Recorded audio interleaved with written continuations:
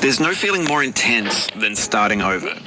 If you deleted your homework the day before it was due, as I have, or if you left your wallet at home and you have to go back after spending an hour in the commute. If you won some money at the casino and then put all your winnings on red but it came up black. If you got your best shirt dry cleaned before a wedding and then immediately dropped food on it. If you won an argument with a friend and then later discovered that they just returned to their original view. Starting over is harder than starting up. If you're not ready for that, like if you've already had a bad day, then what you're about to go through might be too much. Feel free to go away and come back. I'll be here. Alright, thanks for coming with me on this trip. I'll understand if you have to take a break at any point. Just find a safe place to stop and quit the game. And don't worry, I'll save your progress, always, even your mistakes. This game is a homage to a free game that came out in 2002, Sexy Hiking. The author of that game was Jazzuo, a mysterious Czech designer who was known at the time as the father of B games. And B games are rough assemblages of found objects. Designers slap them together very quickly and freely, and they're often too rough and unfriendly to gain much of a following. They're built more for the joy of building them than as polished products. In a certain way, Sexy Hiking is the perfect embodiment of a B game. It's built almost entirely out of found and recycled parts, and it's one of the most unusual and unfriendly games of its time. In it, your task is simply to drag yourself up a mountain with a hammer. And that act of climbing, in the digital world or in real life, has certain essential properties that give the game its flavor. No amount of forward progress is guaranteed. Some cliffs are too sheer or too slippery, and the player is constantly, unremittingly in danger of falling and losing everything. Anyway, when you start Sexy Hiking, you're standing next to this dead tree that blocks the way to the entire rest of the game. It might take you an hour to get over that tree. A lot of people never got past it.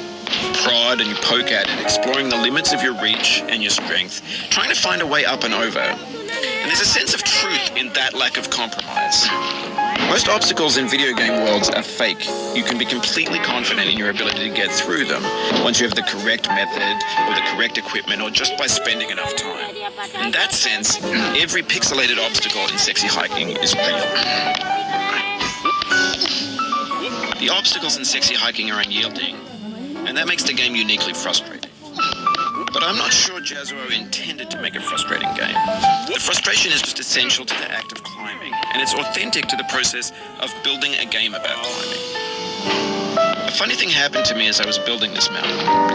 I'd have an idea for a new obstacle, and I'd build it, test it, and it would usually turn out to be unreasonably hard. But I couldn't bring myself to make it easier. It already felt like my inability to get past the new obstacle was my fault as a player rather than as a builder. Imaginary mountains build themselves from our efforts to climb them, and it's our repeated attempts to reach the summit that turns those mountains into something real. When you're building a video game world, you're building with ideas, and that can be like working with quickset cement.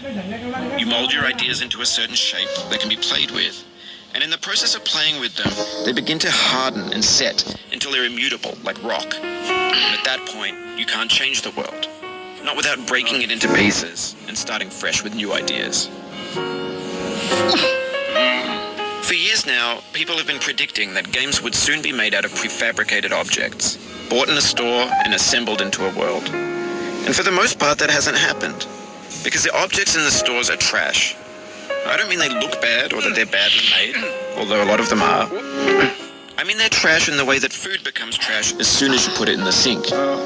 Things are made to be consumed and used in a certain context, and once the moment is gone, they transform into garbage. In the context of technology, those moments pass by in seconds. Over time, we've poured more and more refuse into this vast digital landfill that we call the internet. It now vastly outnumbers and outweighs the things that are fresh and untainted and unused. When everything around us is cultural trash, trash becomes the new medium, the lingua franca of the digital age. You can build culture out of trash, but only trash culture. B games, B movies, B music, B philosophy. Maybe this is what digital culture is. A monstrous mountain of trash, the ash heap of creativity's fountain. A landfill with everything we ever thought of in it. Grand, infinite, and unsorted. There's 3D models of breakfast, Gen X's fanfic novels, Scan magazines, green screen Shia LaBeouf, banned snuff scenes on LiveLeak. Facebook's got lifelike bots with unbranded adverts and candid shots of Kanye and Taylor Swift mashups, car crash, epic failed GIFs, Russian, everything's fresh fruit.